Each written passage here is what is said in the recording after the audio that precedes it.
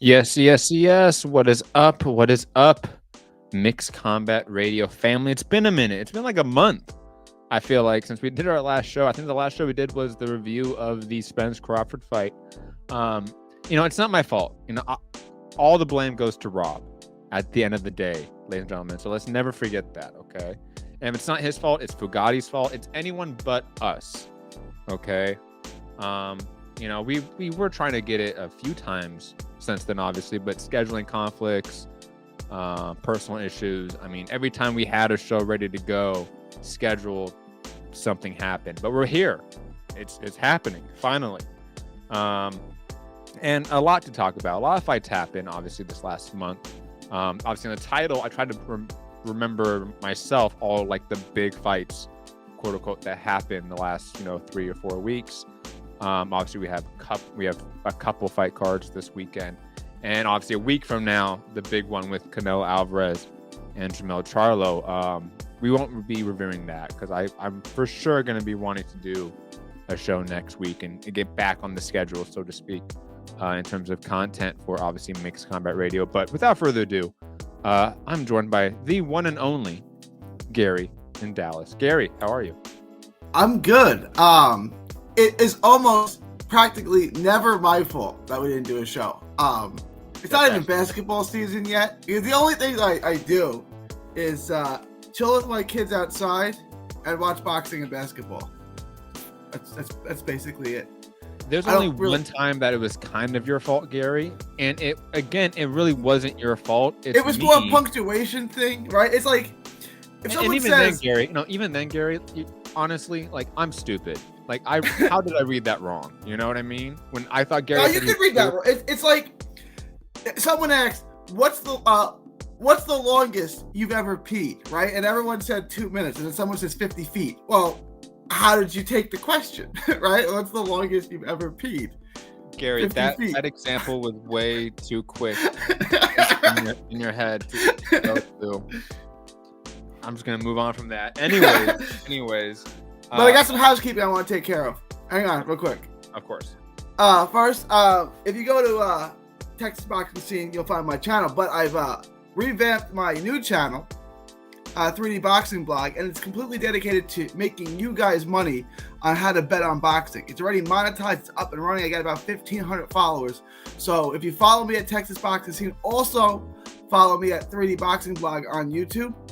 And you'll learn how to make money. I'm killing it too, Matt. So if you guys want to make money, I don't gamble. I use DraftKings, and you can't even use DraftKings in Texas. But I'm going to show you how to make money on boxing on that channel. And so far, I'm not missing. I'm hitting on everything. We got today's fight, tomorrow's fights. I've already showed you. Oh, so you got betting lines and a breakdown for me? Oh my God, Gary, look at us improving the production of the show already. Thank you, Gary. Definitely check that out. Absolutely. For housekeeping stuff too, everyone check out the Beauty of Boxing as well. Obviously, Melody, who's not on the show with us, our third host. Me and her interviewed a prospect, Hayden Beltran, on her channel a couple days ago, and it went up. So definitely check that out. Obviously, on thebeautyofboxing.com and the Beauty of Boxing on YouTube. Did you both interview her, or did you hold the camera while? No, we both did. We did StreamYard. We did StreamYard interview. Okay, gotcha. We didn't go to the gym like we've done in the past and do like full on production. It's just easier to do StreamYard. You know that, Gary. Come on. I knew that name. He fought my boy Trenton Gibson. Oh, who trains at Ferocious Boxing Gym in San Antonio. Shout out to Louis Villarreal, the owner and head trainer, and the best matchmaker in Texas, by the way. I'm trying to think of anything that's else in terms of like what. Isn't that weird that he's some random local fighter? I know who that is because he fought my boy. Not really, Gary. Because I mean, honestly, Texas and California do share a lot of fighters. Like that's not uncommon, I would say. Yeah. Like in terms of like, I remember when we were like working with promoters, we would often like try to call up prospects when we couldn't get local ones, right? Arizona, Nevada, obviously, because those are within driving distance technically, and then Texas would be like the other options, and then you have to go Midwest, Chicago area, and then back east, and those are all expensive flights. It's too much. You can find cheap flight from Texas to LA. That's the thing. Flying Spirit. Dude, Spirit Airlines, man, is the best. Okay, it's amazing. Like, I fly for free because of my wife, so like I don't want to fly Spirit. Like I don't. I'm not paying for it, so I don't know. The trick is when they tell you to, like, they charge extra for the bags, you just don't pay for it and you bring the bag anyway. What are they going to do? Like, it's like the self-checkout line. I don't advocate stealing, right? But if I scan it 3 times and it's not taking it, I tried. What do you want me to do? Like, you don't want to pay someone to stand here. So I swiped it 3 times. Now that's my cue that I get it for free. I'm not going to sit here and beg you to pay for it. Gary, for being honest here, right? If you're stealing from like big corporations, it's an insurance claim for them. They get the money back. No one's hurt. It's the insurance company is then hurt, right? But yeah, they're not. It's like when I was telling you about credit card debt. Don't pay. They're already insured for it. Just don't pay it. Like the best thing to do with credit card debt is not to pay it. Do not take financial advice from me. Don't I take financial advice from the show? I'm not even licensed anymore. So no, I've never been licensed. So don't take advice from us. That's don't do that. Digressing, Gary. We had some boxing, I guess, this last month. I mean, I don't know where you want to tackle in terms of like reviewing the last 4 weeks or so of action. I know we had the Usyk Dubois fight, which was scandalous due to the low blow. Do you want to start with that, right? Like, because what's your take on that? Like, did you think it was low or did you think it was fair? I think it was borderline. That's what I'm saying. Like, there's certain pictures where it looks like it's not a low blow, and there's certain pictures where it looks like a low blow. So if you're a ref in that moment, it happens, I think that, like, in terms of one of the interesting things that have come up from it, and not really like in terms of like, was it low blow or not, like the regulation side, like none of that's interesting to me in terms of this thing, is like the aspect of people going back and finding old clips of Usyk where he has been hurt to the body, and that maybe being an actual issue. Maybe this, not so much of that. Maybe this was a legitimate low blow. I really don't think it matters. But Usyk potentially having a weakness to the body does seem like something that people have dug up and found post this fight. So if I'm a future opponent of Usyk, I'm thinking going to the body. The issue is that he's in the heavyweight division and he's probably the smallest guy, whoever he's facing. So, he's always going to be on the inside, underneath your reach, underneath your wingspan. So it's harder for these big guys to go to the body on Usyk, but I think that's kind of the lesson from it. That's the big thing for me, at least.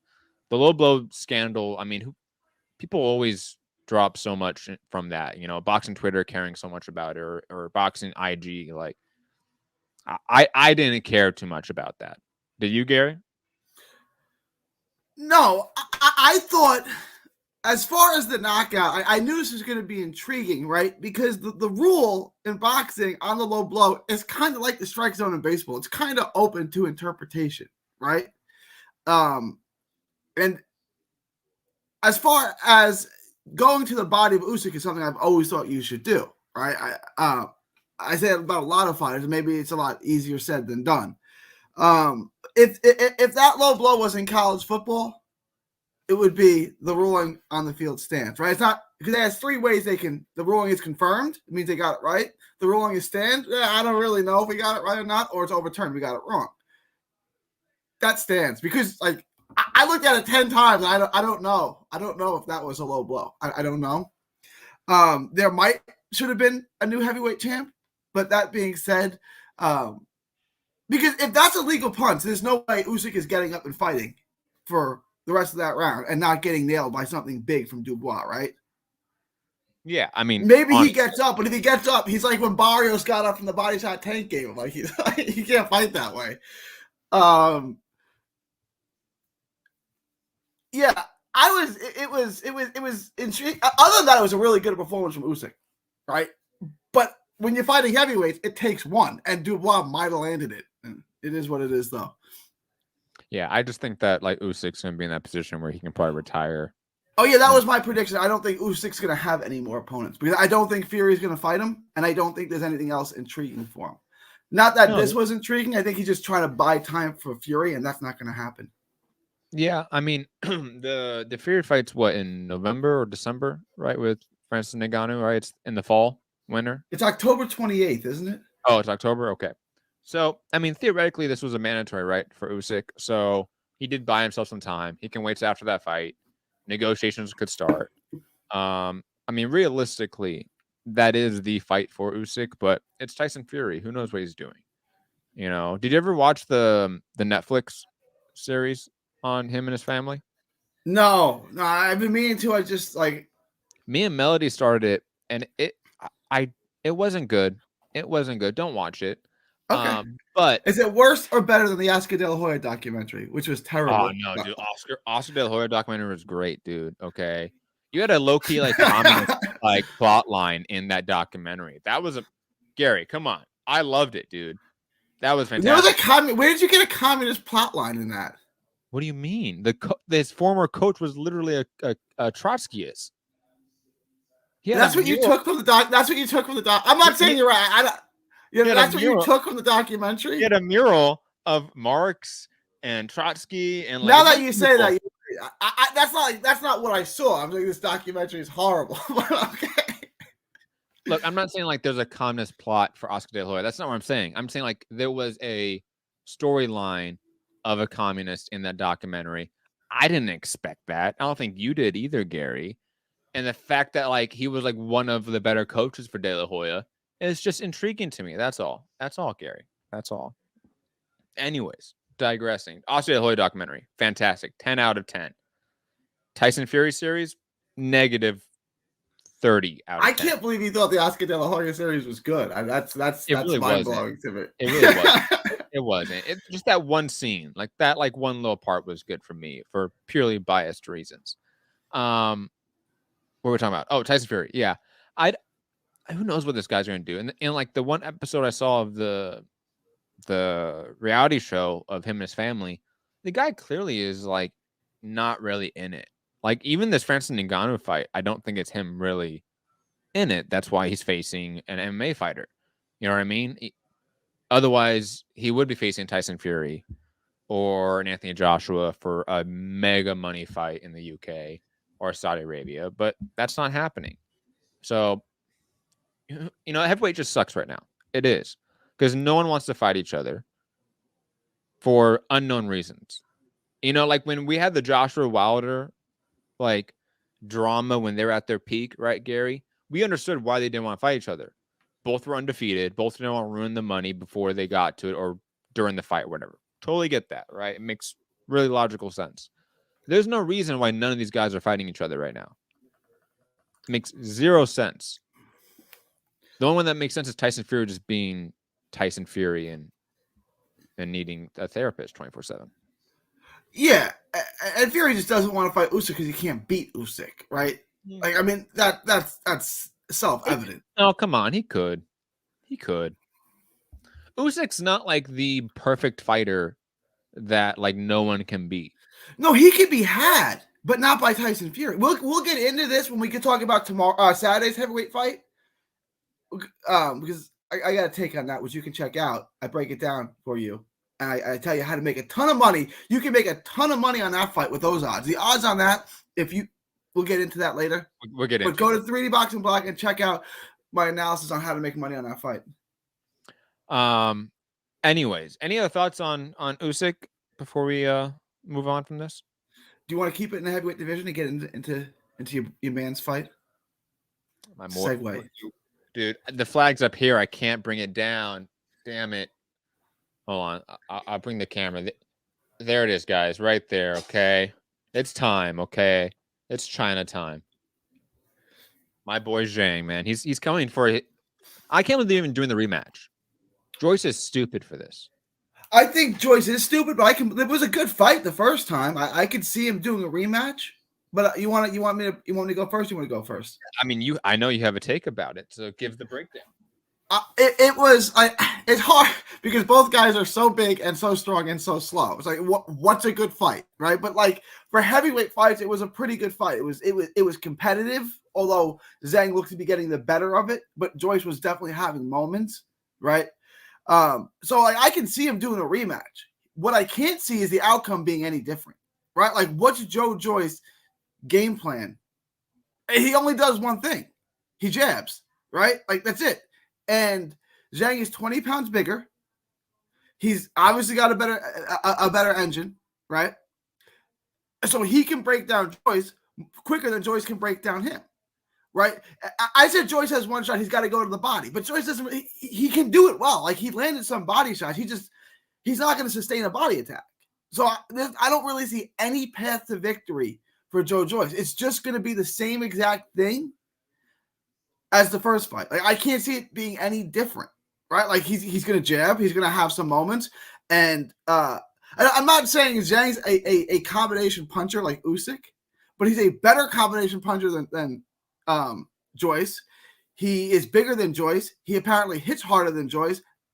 I'm not going to say Joyce has a bad chin because, like, did they stop because of the eye, or did they just stop it from a culmination of shots? They never really said. Like, it just looked like Joe Joyce was a beaten man, and we're going to stop this now. I don't remember exactly. I can look it up. Remember his eye was, like, shut.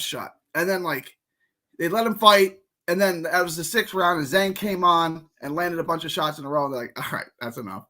I can't see it being any differently. So I say Zhang by knockout. He wears him down, and it looks exactly like the first fight. Somewhere between 5 and 8, Zhang gets rid of him.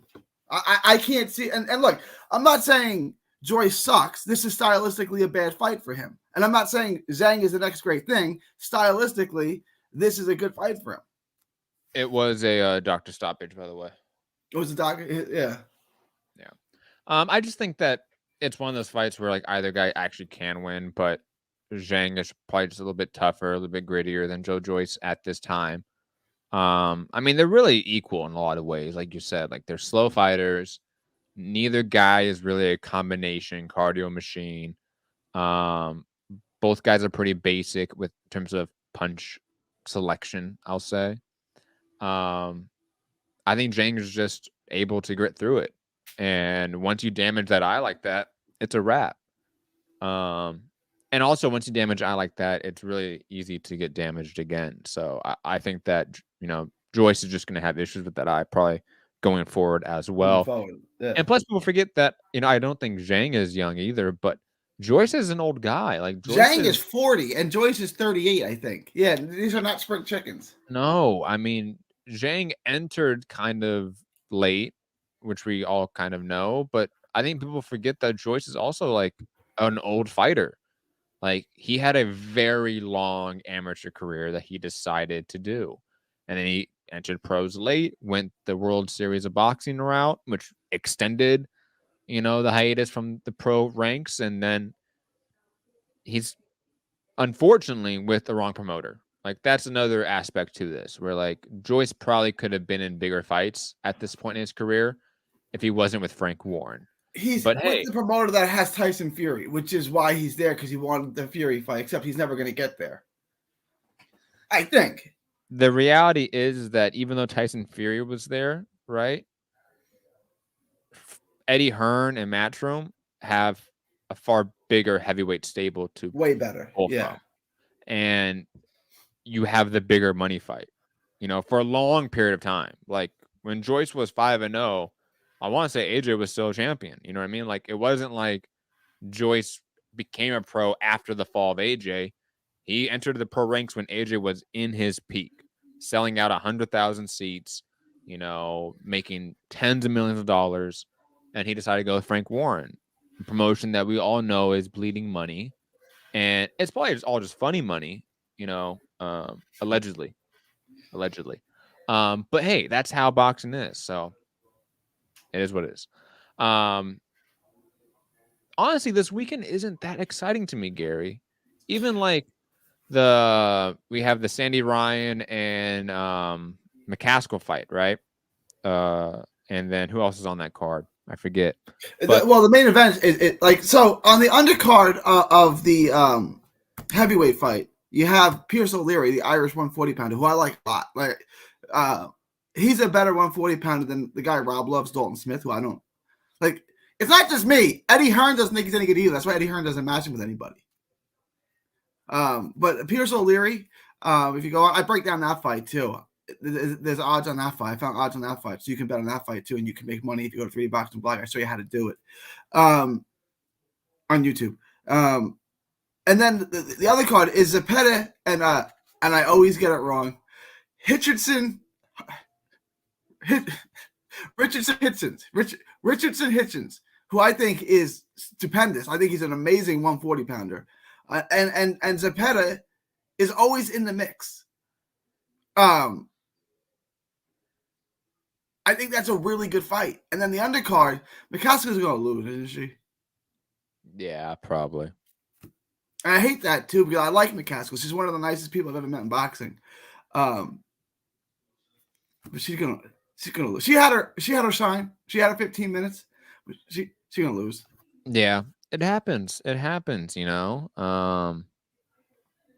think everything is just waiting for Canelo. Like, honestly, I know we're not gonna break it down too much, but like, I'm just waiting for Canelo, Charlo. Like each weekend since Mexican Independence Day weekend, I've been like, is it Canelo fight week? And Melody's like, no, idiot, it's on the 30th. I'm like, well, that doesn't make sense. It should be on Mexican Independence Day weekend. So I've just been really discombobulated because that's all I care about this month. Would Showtime put a ShowBox card on Friday? So you got Friday, Saturday boxing. ESPN put their card on Friday because they're all expecting this big thing to happen on Mexican Independence Day weekend, and we didn't get it. We got a Golden Boy card in Mexico with Zepeda. No, that wasn't in Mexico. Oh, it was in California, right? Yeah, it was at Commerce. Yeah. Okay. We were actually credentialed. I was credentialed for that. Mixed Combat Radio was credentialed for that. But I didn't go. I didn't feel good. So sorry, Golden Boy. I did not bless you with my presence. But yeah, that was at the Commerce. I mean, we've done shows there. So did you get credentials? Obviously, did you get it from the girl? We'll talk about that. I don't even say it on air. Oh, Jane. Yeah, is that? What do you remember? Who you emailed? I forget. I might have found. It's not important. I forget how I did it because Golden Boy used to be so easy to apply credentials for, but it's so difficult now. I hate it. Shout out to PBC still doing the easy way. What? David from Uppercut Magazine. Shout out to David from Uppercut Magazine. He was the hookup. David Avila, good writer. Everyone should check him out. He's the one that was able to get the connection with Golden Boy. Digressing though. Yeah, Zepeda. I mean, first off, Gary, I think you were on this show not too long ago saying that Zepeda would destroy Ryan Garcia. Yeah, that's probably the case. William Zepeda, or as I think we should all call him now, Bill Zepeda. Because he looks like a Bill to me. Or Billy, Billy Zepeda, like, come on. I can see that. Billy, I can see, yeah. He might be Golden Boy's best fighter right now. Jeez, I tweeted that or X'd it. Is that what we're calling it now? No. I refuse to call it that. And honestly, it really upsets me when people are sending me tweets now and it's like x.com. I'm like, who's sending me this weird porn? Like, please stop. Like Gary sent me all the links today. I'm like, Gary, what are you sending me? And I clicked on one. It's not porn if it's coming from me. I promise you that. I'm just like, God, Gary, nasty. I'm like, oh wait, it's just Twitter. God, freaking Elon Musk, I hate you. You really do hate Elon Musk, don't you? With a passion, with a burning passion. Why do you hate Elon Musk? Well, I mean, other than like the fact that he's like a very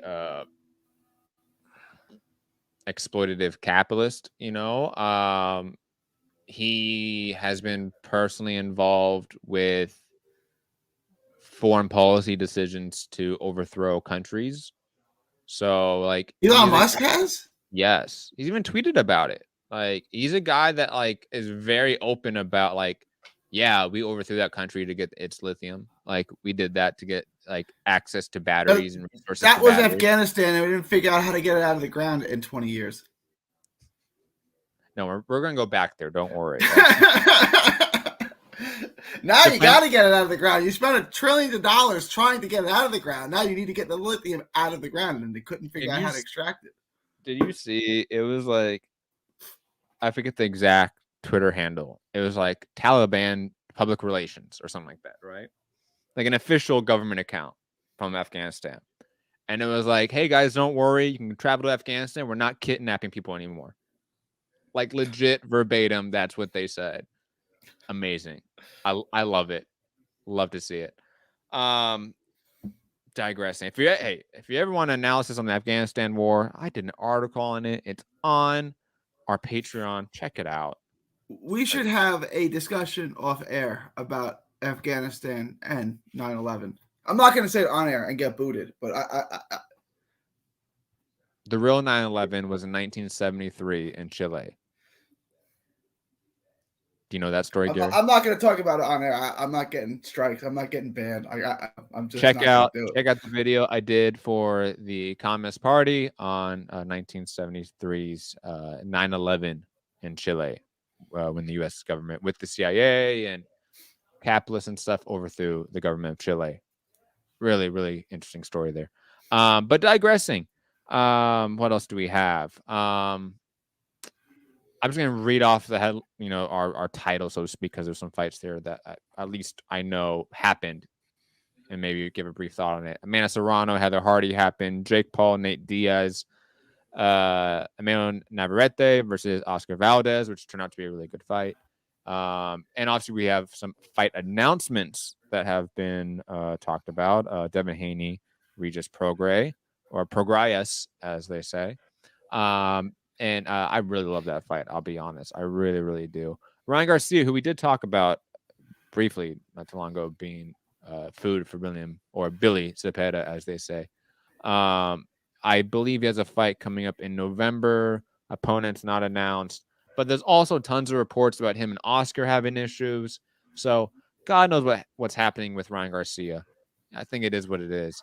And I will say this. For the love of boxing, we have to stop the Paul brothers. I don't know what's going to take, but we have to stop them, okay? They can't keep beating up the guys that I loved watching fight as a child, okay? Like Anderson Silva and Nate Diaz, okay? I refuse to keep torturing myself watching that garbage.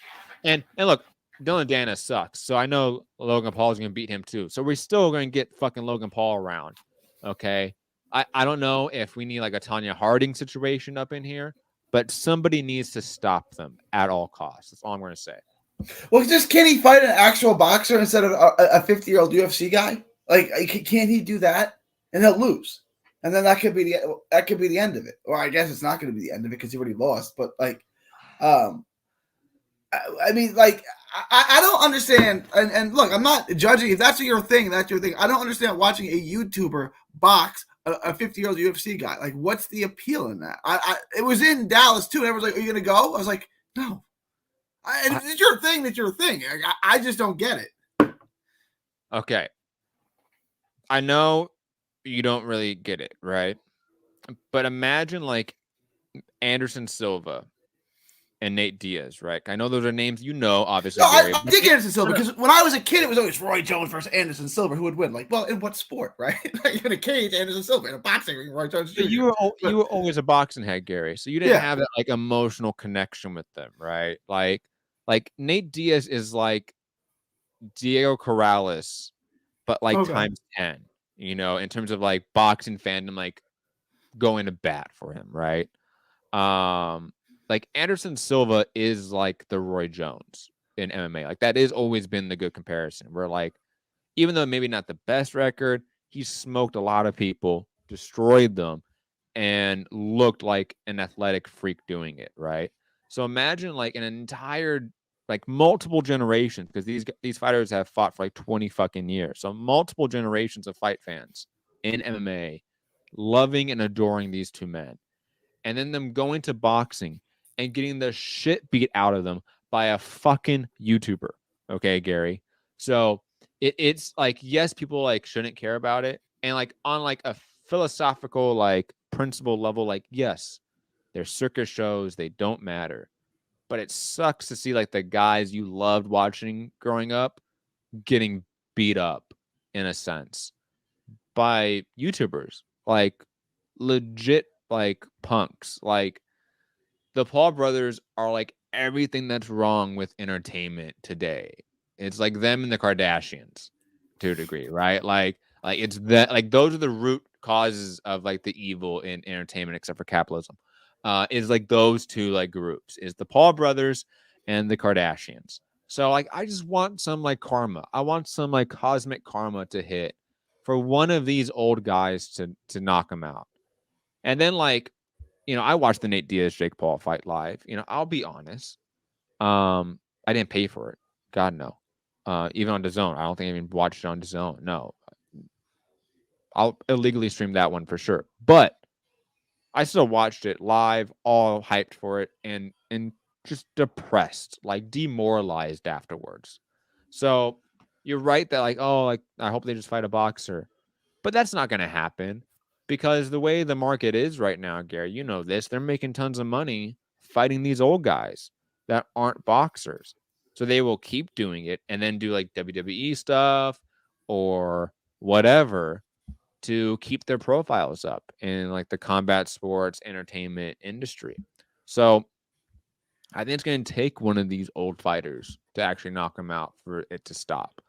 And even then, I don't think it stops. Like these guys are making millions of dollars doing this. And if you're a streamer, right? Because like in a sense, they come from the streaming world, like the social media world. If you're making $10 million on a single night, why wouldn't you do that? You know what I mean? And then you're the promoter, so you're making the promoter checks. You're controlling the entire event now. So like the ball's just in your court. Why would you let that go? We're stuck with them. Somebody has to put them out, like Tanya Harding. I'm just saying.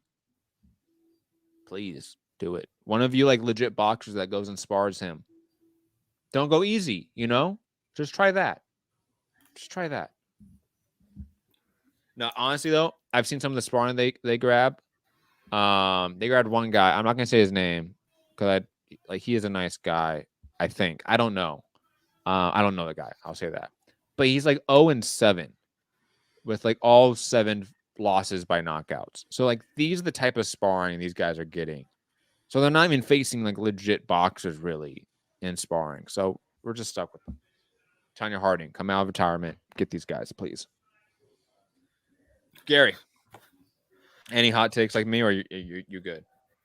No, I'm good because I don't watch it. Like again, if that's your thing, that's your thing. Go crazy with it, right? It's just doesn't move the needle for me.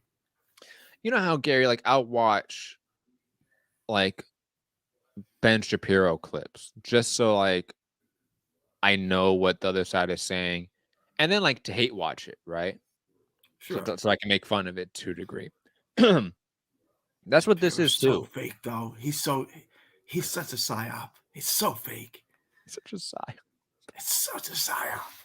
Gary, the entire right-wing media industry is like astroturfed by like the Koch brothers, the Mercers, and like 4 other families, right? Like, like that's really what it is. Like they fund like everything, like the Daily Wire, all of the these. Koch brothers fund Reason too. Reason magazine and stuff. Yeah, I'm not surprised by that. Like PragerU, I'm sure gets Koch funding. Is that still around? Oh my God, Gary. Oh. Is it still around? It was Dennis Prager and Candace Owens and all of them? I don't think Candace Owens is with them. I think she's with Daily Wire. No, she's Wire. with Daily Wire now, but like originally, like she came up through. No, dude, they're big now again. Because Florida and a few other states are using PragerU's new PragerU for Kids video series as like mandatory. Like in schools? Yes, like supplemental, like educational material. Like, when you would go to class as a kid, right? And the teacher put on like a video because she didn't want to teach the lesson. This is now like acceptable material for like schools in Florida. And I want to say like it's Oklahoma and Texas or like another state. Like it's only a couple of the states in Florida. But it's now been like a big thing. So you have like this weird animated video of these kids with like Frederick Douglass, and he's like, hey kids, slavery wasn't that bad. So it's just wild, Gary. It's insanity. Like, definitely, if you want to just like, for curiosity's sake, watch the one with Frederick Douglass on the Civil War and slavery, because that's I think I've heard about it, and then DeSantis said I heard about it. I didn't see it, but like I know what the gist of it's going to be. I'm not going to sit through. Well, I don't want to say that because then I'll be anti-Semitic. So I'm just going to keep my mouth shut. Gary. What would you about to say, Gary? If I insult Dennis Prager, right? That's I'm gonna be called anti-Semitic. That's Oh how no! that works. Come on, we can call Dennis Prager like a horrible. I'm not gonna call anyone anything. I'm not getting strikes on my channel. God, Dennis Prager is like the worst type of like freaking right-wing media ghouls. Like, honestly, like Dennis Prager, Ben Shapiro, like Dave Rubin, like all those types, like horrible people. Just Dave Rubin's definitely a psyop. Well, yeah, he started out as the Young Turks, and right, like, and now he's this. Come on, man. He's control opposition. Anyways, digressing. Can we talk boxing? Can we talk boxing? I guess. I mean, there was boxing right this weekend. Yeah, Luis Alberto Lopez looked amazing. He did. He did. He always does. I mean, we really have to start giving that guy credit, I feel like, because he is such a weird fighter in a way. Like, the way his chin is always up, I feel like any coach would see that and be like, that's basic error. Like, we gotta fix that. But he makes it work. And then he showed a defensive side to his game this last weekend. I had no idea Lopez could do that. I was really impressed by him. He reminds me a little bit in a way of Carl Froch, right? Because Carl Froch looks so bad, like, but there's like something subtly, like he's doing a lot of things right, even though it looks bad, right? And then he's got a great chin and he can hit, right? Like, in a way, like Luis Lopez reminds me of a little Carl Froch, right? Carl Froch, I mean that in a good way. Froch had a really good career. I think he's in the Hall of Fame now, right? Like, I mean that in a good way. But like that's who he kind of. There's no way. What was that? There's no way he's in the Hall of Fame. I think Carl Froch just got in this last class. Carl Froch had a good career, bro. Oh my god, I'm thinking Carl Frampton. That's why I'm like, bro, why Carl? Oh no, he didn't get Hall of Fame. Froch, I can see. Because Froch was awkward. He had a weird. Yeah, that's what I'm saying. Like he's like that's. I'm not saying like Lopez fights like Froch, but it's the same kind of thing. It looks really bad, but he's doing a lot of things well in that, and like there's something very subtly he's doing right. And then there's power, right? Like, because Froch has power and a durable chin. Yeah, Lopez has a lot of pop. I'm really excited to see what's next for him. You know, I think he fought a guy on a Roy Jones card that was on Fight Pass, early 2019, right? And I talked to the matchmaker, and I said at that time when you used him as an opponent for this kid Ray Jimenez, right? Did you have any idea that he was going to be a world champion? He's like, no, I never thought that, right? I got him because I thought he could, test Ray Jimenez and make him go rounds. And then he fought Ruben Villa and lost the decision. Then he came back and he beat Gabe Flores and he beat Andy Vences and he just kept winning and winning and winning. And now he's destroying people. Like, he's really good. I don't know what the ceiling is because he is flawed, right? He didn't have an amateur background. I don't know what his ceiling is, but he's fun and he's still winning fights. Yeah, I feel like he's one of those guys where like whatever like big fight or unification fight or whatever it is, like it's just gonna be fun because he's. Oh, did you watch the Japanese card on ESPN? I mean, I saw clips. I'll be honest. Melody was up. I know she watched it. It's like she can't be on the show because she was up live at like 3 or 4 a.m. watching it. I heard it was good though. I heard Junko did good. I heard Kenshiro did good, right? Like I heard like everyone did pretty good in terms of like the guys we like. Kenshiro is so good. Yeah. Like he's like a boxing video. Whatever you give him, he takes, right? Like, like quarterbacks, okay, they give you the middle of the field, take the middle of the field. They give you the deep ball, take the deep ball. Like Kenshiro just does every single thing right. And then Nakatani doesn't, but he's an animal, man. Like Nakatani and Bam needs, like, if I can make a list of fights that need to get made, Bam And I know they missed each other. Bam went down and Nakatani went up, and Bam's now wearing Nakatani's belt. But they got to fight each other like soon and like 5 times because that's such a good fight. Like I don't know who wins that fight, but Nakatani, like, if it ended right now, Nakatani is probably fighter of the year and has knockout of the year. Nakatani is an animal, right? Like he's so good. He's a beast. Like, can Bam get on the inside? If he can, he's going to get knocked out. If he can, he could. But Nakatani can find the inside too. You don't think he can because he's tall and long. Like, Nakatani is good, man. Like he's not on pound for pound list yet, but he's pound for pound talent. People forget that Nakatani also trains out here in LA. Like Nakatani is not just in Japan getting like Japanese and Asian sparring. Like he basically lives out here in Los Angeles and is constantly sparring the giant talent pool that is here in LA. So he's at these big gyms fighting really talented guys all the time.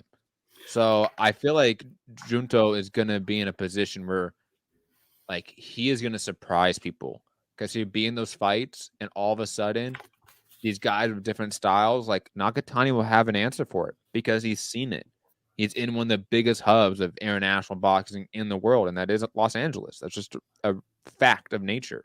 So I think that he's going to be a name we talk about for a solid 8-10 years. He's only 25. Bam's 23. Like we need to make this now and then like several times. And Ken Shiro, like he's like a perfect boxer. Like if you get aggressive, he just pot shots you and pot shots you, hit you with a jab, hit you with a jab. And then when you want to rest, he starts flurrying. Like when you want to fight, he's gonna rest. And when you want to rest, he's gonna fight. Like he's such a surgeon. He's like so mechanical in there. Like I never realized Ken Shiro was that good. But like Ken Shiro is if you guys don't watch it, it's a masterpiece performance, right? Like he's not the biggest puncher, he's not the fastest guy, but he's just like perfect in there. You know, if you had give me a top notch. If Louis Lopez had Ken Shiro's timing and skills, he'd be the best ever. Like if you had somebody who could like a world class hitter, he'd be the best fighter ever. Like there'd be nothing you could do with him. Ken Shiro is that good. Yeah, he like, got a loss too. Who did he lose to? I can look it up real fast if you want me to. Hold on. The guy Nakatani fought, RG Cortez, that guy gave Estrada life and death, and that's what Nakatani did to him. But who did Mazumichi Yabuki. Yabuki. It was TKO loss. And then he knocked him out in the 3rd round in a rematch. Crazy. That had to be something he was unmotivated for. Like that guy is like, yeah. You know, I remember it being a really tough fight for him too. Maybe his cycle was off. You know, hey, it happens. No, Ken Shiro is really talented. I think he's just limited due to like not being the best athlete, but his technique is pretty perfect. You know, he reminds me a lot of like a Mikey Garcia in his prime. Like Mikey Garcia wasn't the best athlete. Yeah, that's a good comparison. Yeah. He was the best boxer puncher that anyone was going to be facing in their career at that time. You know, like that's just the reality. But Gary, I mean, let's be honest here. Is Bam even going to make it to a Junto Nakatani fight? He's facing like the dangerous, the lethal Sonny Edwards next. Okay, so I don't know, Gary. It's going to be rough for him. He might get his jaw broken again, Gary. And he'll fight through it like he did the last time. Speaking of not fighting through a broken jaw, Zach Parker, who could have fought Canelo had he just fought through a broken jaw, but quit instead, also fights this weekend. He's back. Yeah, Bam is gonna. They had the press conference today, so it's a good segue. Bam is gonna destroy Sonny Edwards. Like I said, Judo Nakatani, I don't know that he can beat him. Sonny Edwards, that guy can't punch at all. So and this is what Eddie Hearn thinks that Sonny Edwards is either gonna win or has a really good shot to win, and I think he's gonna get absolutely demolished. Like Bam's just gonna go straight through him. If you can't punch, and Bam has all the angles and all the combination punching and comes in on you in a variety of angles, how are you gonna keep him off of you? And once you don't let Bam off you, he's gonna destroy you. So like, I don't even think this fight's competitive. Like I think Sonny Edwards gets destroyed. I would not be surprised if Sonny Edwards surprises us in this fight and makes it difficult. I mean, I've always like discounted Sonny Edwards because of the reasons you've mentioned. In other fights that were difficult fights for Sonny, right? Not as difficult as a Bam fight, I would say, but very difficult fight. Sonny Edwards hasn't faced just scrubs his whole career. He has faced some, obviously, but I think that his unique, unorthodox, all these lame adjectives being used for him, is somewhat accurate in terms of his style because very few guys can do what he is doing without power. You know, like we talk about it in a sense with like Billy Joe Saunders back in the day, right? Or like Lee Selby or other guys that were like really talented boxers but didn't have power, but they still won fights. But we always saw them at points still struggle. Sonny Edwards, like in one fight, has struggled, I think, in his career. Like Sonny Edwards has really been pretty perfect in being that defensive boxer. And it pains me to say, because Sonny Edwards is an idiot. Like, if there's one person I wish we never have to see on social media or in an interview again, Sonny Edwards is high on that list. You know, not maybe top 5, but he's high. He's high on that list. So, trust me, Gary, you know I give you shit for Bam. But I think this is a difficult fight for him. Not in the ways that it's going to be a tough, grueling fight, but he's going to have to figure out certain angles, certain speeds, certain lateral movements from Sonny that he hasn't had to figure out from other guys before. So I do think it presents him with some tactical issues in this fight that could present issues where Sonny Edwards is able to pick up rounds. And we're going to, I think, realize by rounds 4 or 5 whether or not Bam can figure that out.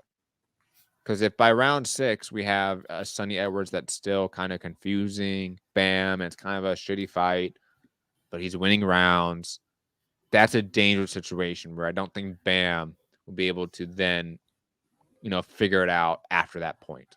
You know, there's going to be a little peak here in the fight where Bam is either going to figure it out or won't. And if he doesn't, it's just going to be a shit fight where Sonny Edwards picks up rounds in a really ho-hum affair. Because that's what he does. And he does it better than anyone else right now. He struggled with Felix Alvarado, right? And no, Alvarado's a good fighter. But like Mickey said to Rock, he's not a killer like this guy. This guy will kill you to death inside of 3 rounds. Right? Felix Alvarado has like 100% knockout ratio. No, Felix Alvarado, well, yeah, except for all the fights he lost, right? No, Alvarado's a good fighter. I'm not saying Felix Alvarado is trash, right? I'm not saying that at all. But like when he steps up, like when he fights Kaz Ioka, he's outclassed. That's Ioka. I think Ioka beats Bam. Gary, don't look at me like that. Ioka lost to Josh. I understand he beat him in a rematch, but he also lost to Josh.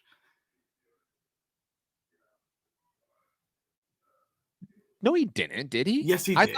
I thought the whole point in the whole rematch was that Josh didn't like the fact that he lost the first fight and he thought he won it. The first fight was a draw, and Ioka said that he thought that Josh won the fight. Ioka won Ioka's a Hall of Famer. I'm not disrespecting Ioka. He didn't even beat Ioka. Stop it, Gary. It was a draw. Stop it. Robbery of the year in that fight. What do you mean robbery? No one won. It wasn't blemished on anyone's record. Yeah, it's okay. What was Tyson Fury, Deontay Wilder 1 a robbery? No. Yes, it was. Fury won 10 rounds in that fight. He got knocked down the other 2, but he won the other 10. Gary, I've been on record on this show and on Name Redacted, okay, that I thought Wilder picked up a draw in that fight. And maybe even I have to go back and score it again or look at my scorecards. Maybe I tweeted about it. But Wilder didn't just win 2 rounds that were the knockdown rounds. Stop it. But digressing, no, I do not think it was a robbery. No, okay. It was a draw. Me and Rob were united on that. That was if a fight's a close fight and a competitive fun fight and it's a draw, I don't see it as a robbery. I don't. It was a fun fight, but I didn't think it was close, right? Like it was fun because like you kept thinking, is this the round Fury's going to get knocked out? And then, but Fury won the round. He landed a couple more jabs every round than Wilder did, so he carries the rounds, right? Like I didn't think it was a master class performance or a beatdown, but like we're scoring these rounds, Fury's winning every one of them, besides the knockdown rounds.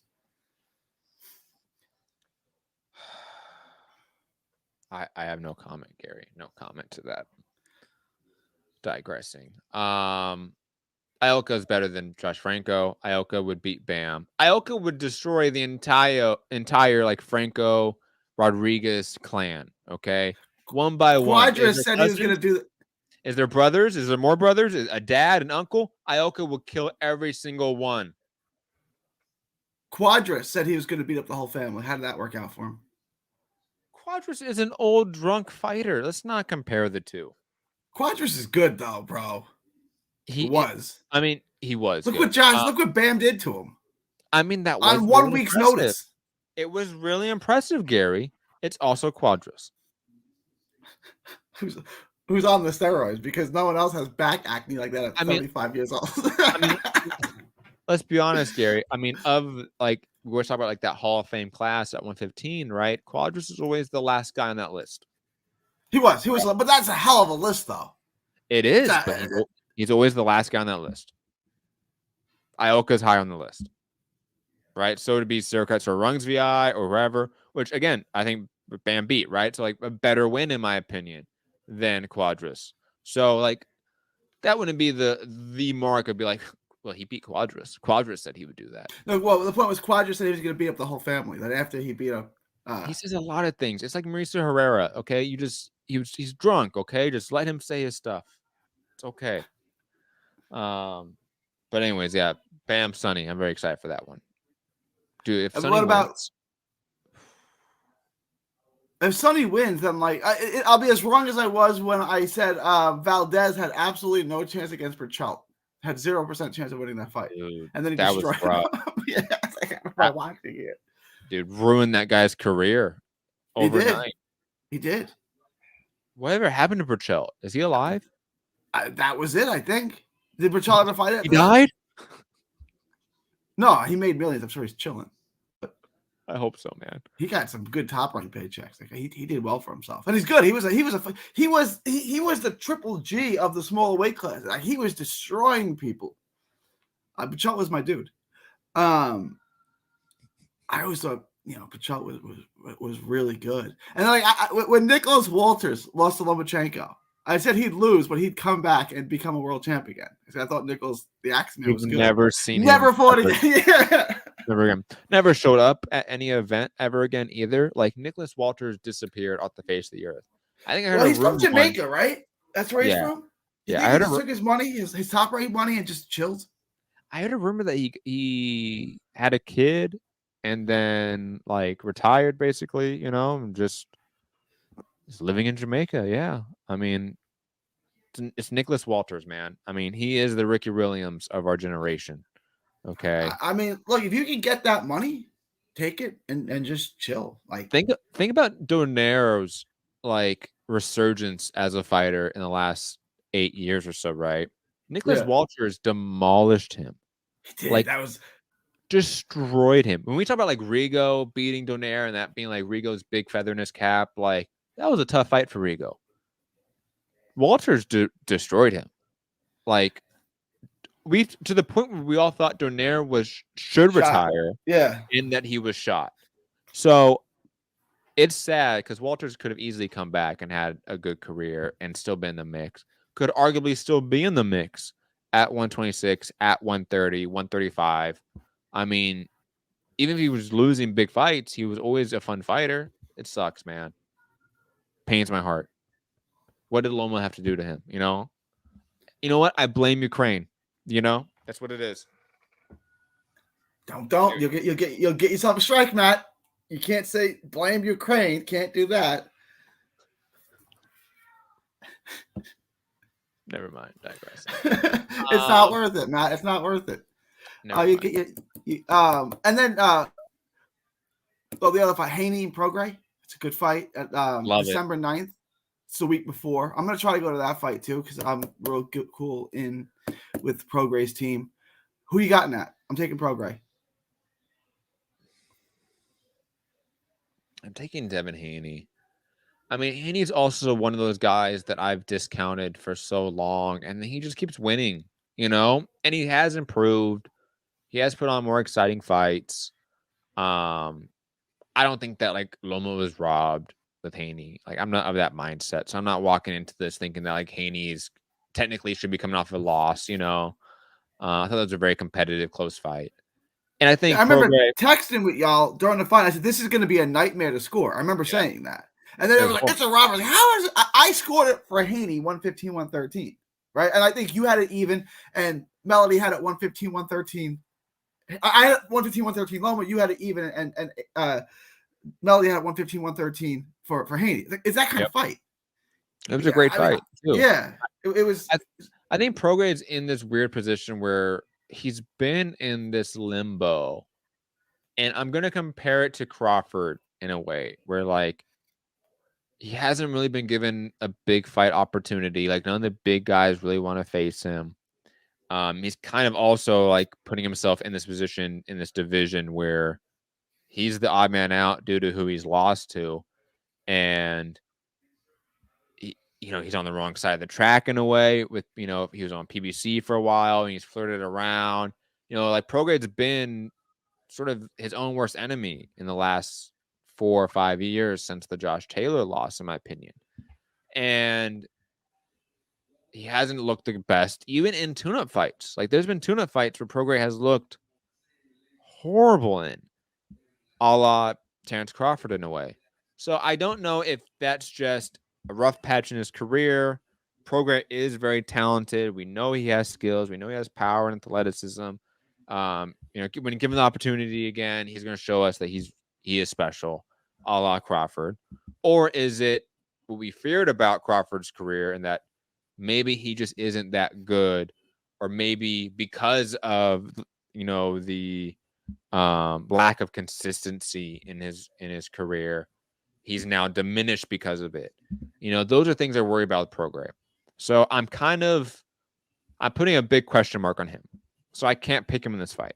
I just can't. If he comes out here and blows out Devin Haney, then Prograis is back in business. Him against Teofimo Lopez or whoever. Those are fights that instantly intrigue me. When right now they kind of do. I don't know what we have at Prograis. I don't know if he's a guy that should be the number one guy in the division and was robbed in a close fight against Josh Taylor. I don't know. He's had tune-ups and he's looked like shit. So how can I gauge that? Haney's been out here facing like low-key kind of a murderer's row lately of like really good names, top names at 135 to get these belts. And I think he's looked better in that process, even in tougher fights, right? Where like he's potentially getting hurt or he has to recover and win rounds late, like he's doing that against Lomachenko. Prograis is suffering against guys that are barely in the top 30. So it's hard. It's hard for me to pick Prograis. I'm taking Prograis because I think he looked good against Zepeda in the fight before. I think Zepeda's really good. I think he's one of the best 140 pounders, and Prograis stopped him. I just think he looked bad in one fight, in his homecoming fight, which I've said is these homecoming fights don't work. In a real short span, maybe 2-3 months, Bam looked like crap in his homecoming fight, right? It looked less than stellar.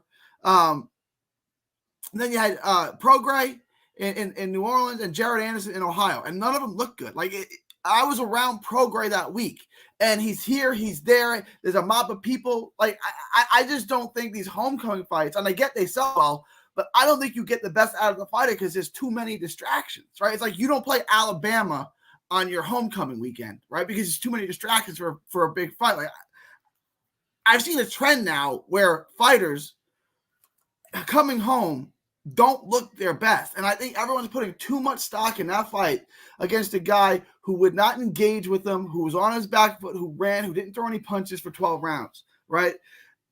I think we're going to get the Prograis, who's a master boxer puncher, who's going to get in and he's going to make life hell, and he's going to impose his will on Haney. It's a great fight. Haney could outbox him, but I think Prograis is going to make it a dogfight. I think Prograis is going to make it, and it's not like Prograis is easy to outbox. He's a great technique. He's not Devin Haney, but he's a great boxer, and he's bigger, he's stronger, and I think he get on the inside. I think people are discounting Regis Prograis because the Zarya fight was ugly, right? Like, there's no excuse. That was a terrible performance. It was, but he won. He did what he had to. He got through it. It was just, not the performance anyone wanted.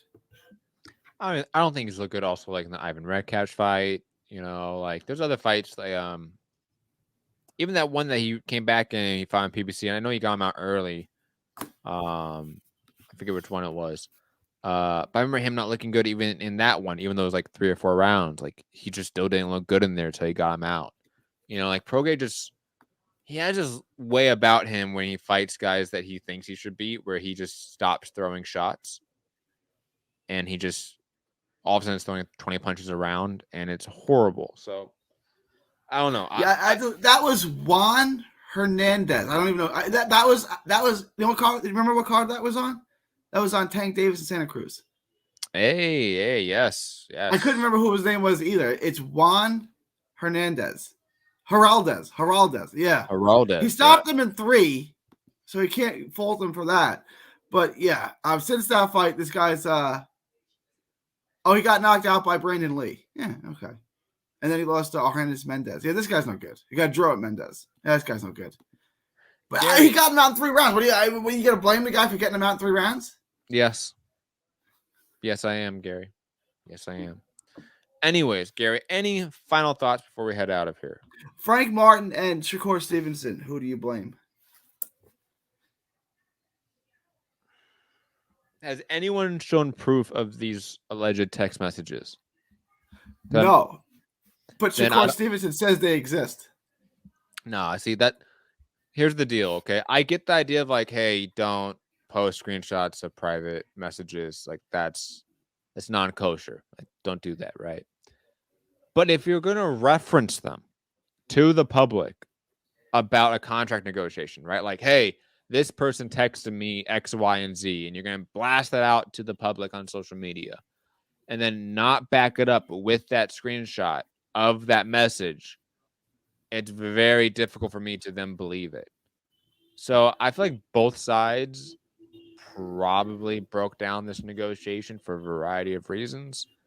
If I have to pick one person, maybe Frank Martin, but like Shakur could have like really shored up his defense better, like lawyer talk. Like he could have done better, like just show one screenshot of like Frank Martin saying he would take X, and then on social media saying that he would take the opposite.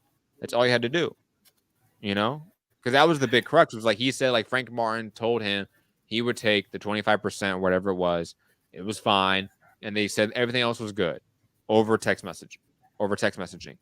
And then after but it's bylaws that he has to take 25%. That's the bylaws from the sanctioning body. Like I mean, it is what it is. If you don't want the mandatory, why'd you pay all those fees all that time to be ranked if you didn't want to be the mandatory? Because once you do the mandatory, you're getting 25%. That's just what it is. Like, I like Frank Martin. Frank Martin's one of the good guys in boxing, and he didn't want the fight. I feel right. Like I'm going to give you some inside information too. When Ramirez was supposed to fight Prograis, right? Prograis said he lost to Ramirez in the amateurs. He just want to get him back, right? He said, I don't care. I want to fight this guy. And Ramirez said it wasn't enough. There was no offer made, right? But he didn't want to take 25%. So Regis said, I'll give him 10 basis points, 65-35, just to make the fight. And Ramirez still turned it down to fight Richard Comey, a blown-up 130-pounder. That's a duck. I'm not saying this is a duck, right? But if you're going to go through the mandatory, which he was ranked for a long time, he finally gets in the mandatory position, you know what you're getting. It's 25%. Wait. You're saying that Jose Ramirez was a duck for not taking the Prograis fight and the 30% cut of the profit. 35%. He was giving him 10 basis points. So 65-35 instead of 75-25, which is the WBC bylaws. He was That's given still bullshit. That's still bullshit. But those are okay. Then take No, up no, the no, no. WBC, bro. Like, and look, he doesn't have to. He can just go fight Richard Comey and make $700,000 from Top Rank. You know what I mean? Like, or whoever. Like Jose Ramirez can go be an A side now and fight a B side and make double what he would make against Prograis. there was no monetary offer made. Prograis said, whatever the pot is, I'll give him 10 additional points just to make the fight. And they never sat down. There was never a conversation. There was never an offer made. Ramirez said it's not enough. And I remember talking to Bobby Benton, and Bobby Benton's like, they're not going to fight us, Gary. And I was like, of course he's going to fight. He's the mandatory, and it's a big fight. He's like, Gary, he's not going to fight us. And but then he's the bigger name. Like, what are we talking? It's Prograis. Prograis can't even sell at New Orleans. Yeah, he can't.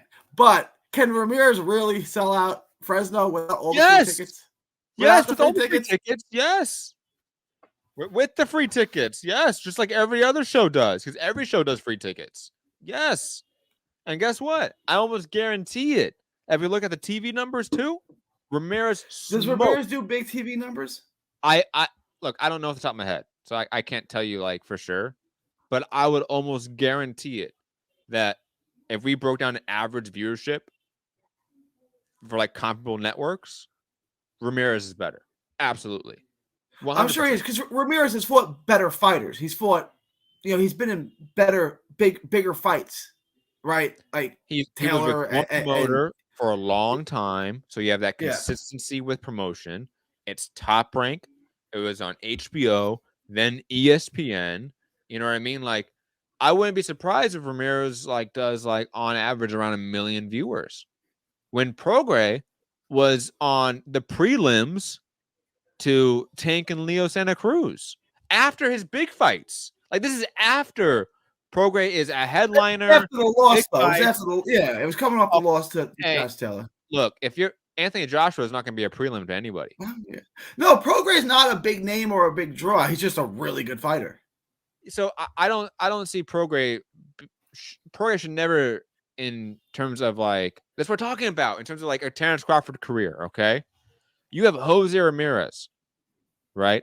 That is the second best guy on your resume you're about to face.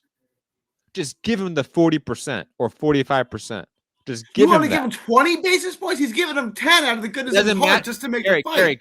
Gary, throw out mandatory for the moment, okay? Throw out locking yourself in that stupid binary right there, okay? You have Jose Ramirez, arguably one of the bigger stars in the division. You're the second best name on your resume if you fight him.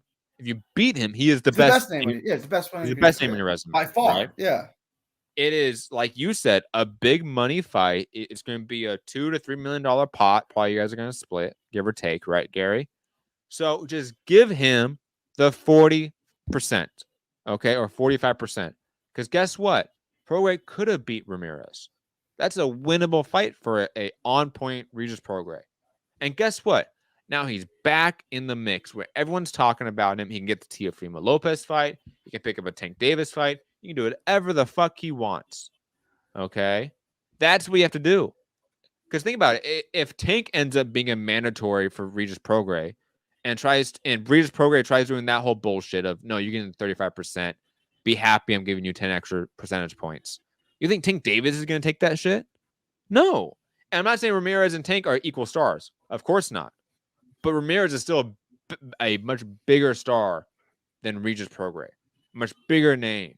That's going to sell out in Staples or the Forum. That's a big fight. He should have done it. He should have gave him what he wanted. That's the reality. But it didn't. That's what the whole point. It didn't even get to that, right? Prograis offered him 10 basis points, and Ramirez said it's not enough. But 35% of what? You don't even know what the pot is. There's no pot yet. There's been no conversation. It doesn't matter what the pot is. It doesn't matter. What if it's a $5 million pot? 35% of $5 million is more than you're getting to fight Richard Comey. You know what I'm saying? He didn't go on and take a big fight after he fought Richard Comey. Yes, and guess what? He controls everything then. He's now getting the lion's share of the profit, right? And I bet even Comey's not even getting a percentage split on any of the profit. for that. That's just not happening. He's getting his base contract, right? Like that's what's happening there. Ramirez gets to do hometown fight or whatever he wants, right? It's an easier fight. That's a reality. So maybe that's where your mind goes to duck. But this is just business. Like put on your business hat for a second, right? Like Ramirez is not just a fighter. He's also an entire corporation. If he would have got a big fight out of that, if he would have fought a big name in a big fight, I was okay. He fought Richard Comey, bro. And? That's a blown up 130 pounder. He never fought at 130. Comey fought. Was a world champion at 130. No, he wasn't. It was 135. What division did he beat Robert? Oh, he lost to Robert Easton, but he really beat. What weight class was that at? All 135. It was all 135? Yep. He's never fought 130 early in his career? I don't think he's ever fought 130. I'm looking Double at it right check. now. Double check. Hey, I'm looking at it right now. You're right. It's all 135. Okay. Yeah, even real early in his career. He fought the lowest he ever fought was 132. Yeah, it's not like Richard Comey is a bum. No, he's a good fighter, but he's all the washed up. Like Richard Comey is a good fighter. Ramirez is old and washed up too. Like you have to think about that. He only has what, like 3 more years left in his career, probably. Like Ramirez doesn't have long in the tank, not with his style. He's looking for the big money fights, right? Regis Prograis could have been that. And if it's a $5 million pot and you're a corporation, you want to maximize your profit, wouldn't you want to get the biggest percentage of that profit? I would want to take the biggest money fight with the biggest upside. There's a bigger upside and a bigger pot in the Prograis fight than there is fighting Richard Comey. It's not bigger upside. It's more risk. You have to understand that. So let's say this. Let's say it's a $5 million pot. What's a 35% cut on that? 1.5 million? 35% of 5 million? Yeah, you're the math wizard. It's a little less than 2. Right, it's like 1.8 million. Right? Yeah. What do you make for Comey? Around $1 million? Probably, yeah. You're telling him he's only going to get double his pay to take on a fight that's 5 times as risky. And you get a world title. But it's 5 times as risky. See, obviously he's not going to get 5 times what he's going to get for the Comey fight. But of course not. But that's when we talk about equitable splits and profit, right? If we have 2 corporations or 2 individual contractors or whatever we're going to call them, two whatever, and they're together making the product, and both are providing close to equal value to create that product, why would they not want equitable split in that profit? That's what's in Ramirez's head. I'm bringing at least 50% to this table. He's bringing more. But that's not the way. That's not how the bylaws are the bylaws, right? And so he's not going to take the fight. The bylaws are about baseline. So, for example, Regis Prograis offered him 10% more. That's not breaking the bylaws. He didn't break a sanctioned body rule doing that. You can offer mandatory more money. You have to, in order to be ranked, you have to pay a fee to continue to be ranked, right? So Ramirez, and it's not a lot to a guy like Ramirez who's made millions, but he's paying that fee to be ranked every month, right? Why did you do that if you didn't want to take the 25% or even 35% to fight the champion? You know what I'm saying? Like, why did you go through all that? Why did you become the mandatory? Why did you pay the fees if you weren't going to take what they offered you when it became available? That's the part I don't understand. Well, Gary, again, if what's offered to you you don't like, then you don't have to take it. So you don't have to. It just seems weird to me to sit there and pay those fees every month to be ranked, to finally get to the spot where your number is called and saying, yeah. I don't think it's that weird. If it's not a good deal, don't take it. Like, this is basic business, Gary. I can't believe you're telling a person in our capitalist system to take a bad deal. I don't think it's a bad look. He's not going to get a bad deal. You, Gary, you just right here said that Jose Ramirez brings more than 50% to the table in that fight. As far as like viewership and ticket sales, yes. So he's bringing over 50% of the value to the profit. So how in your mind could you say he should take 35%? That's a bad deal. In that sense, yes, it's a bad deal, but it's still more dollars than the Comey fight. And there's a world title on the line. where you're fighting co-main for less money and no title. I can't do it anymore, Gary. We gotta wrap this up, man. All right. And real quick, your boy, Joe Cordina, fighting my boy, Eddie Vasquez, on November 4th in Monte Carlo. Yeah, I hate Monte Carlo fights. Well, they're so bougie. Yeah, it is. Eddie used to do Monte Carlo fights before. This isn't a new thing. He's done fights in Monte Carlo before. I know it's on the French Riviera, but like, where is it? Monaco? What country is it in? Morocco? No, what it's Monte like Carlo in? It's basically France. It's like France and It's Spain. the French Riviera, but it's not in France. It's not a neighboring country. It's on the other side. It's like Andalusia. Like it's like a city-state. It's like the Vatican. Okay. Like it's not like it doesn't have like mass territory. Like you have to zoom in on a map to find it. And it's just like a bunch of billionaires live there. Is that basically what it is? Yeah, it's like Dubai, but like Europe Dubai. It was the first Dubai, Gary. Okay, that's what they say. Why are they putting? Is he from Wales? Is he from Wales? He's from Wales, right? Yes, Cordina's from Wales. Why are they putting a Texan and a Welshman in Monte Carlo? Like, how does that? Money laundering. Money laundering. Money laundering is my guess. Eddie Vasquez is gonna win that fight? No, not at all. I think he's gonna win that fight. Not at all. Gary, let me get my final thoughts. All right. Okay.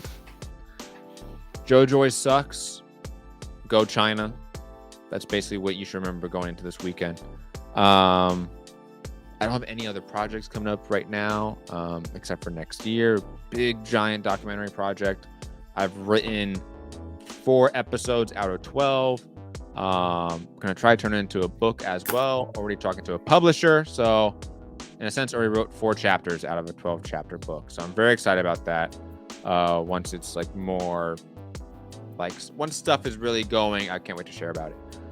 Again, remind everyone, check out The Beauty of Boxing. Our good other co-host Melody Joy did an interview with Tatum Beltran, local prospect. Check it out on her YouTube channel, The Beauty of Boxing. Hit the like button, share the show, all that fun stuff. Follow me right there. Watching this on YouTube, obviously tomorrow or today if you're watching on YouTube for free. Remember, you go to patreon.com/Trending Now Network. $1 a month gets you the live show. There's other stuff we post on there for free from time to time. And I know Gary's going to talk about it, but definitely go to Gary's stuff. I mean, first off, Texas Boxing Scene does great stuff in terms of getting like those interviews at the events. Stuff that I know a lot of boxing heads like to consume. And then I have not seen it yet, but I am actually really excited to see his new revamped 3D boxing blog. See all those betting tips, because I do like to see betting tips. Even though I'm poor and don't have money to bet, I still am curious about that. So very, very excited for that. Gary. Follow me all forms of social. We went on a long time today. I was not expecting that. Follow me all forms of social media, 3D Boxing blog. Check out the new revamped 3D Boxing blog on YouTube. Show you how to bring down the house. Follow the boxing bookie. I'm going to help you bring down the house. Show you how to make money on gambling on boxing. I've been red hot. And then also Texas Boxing Scene, completely dedicated to Texas boxing. All proceeds from that channel go to autism research and recovery. That's 3D Boxing blog and Texas Boxing Scene on YouTube. It's September 21st. 2023, and Texas is still not a country. Let's make Texas a country again. From Texas to the world, thank you, and God bless. Peace.